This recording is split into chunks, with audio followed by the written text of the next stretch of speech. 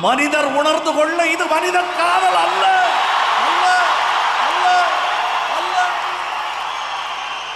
அதையும் தாண்டி புனிதமானது.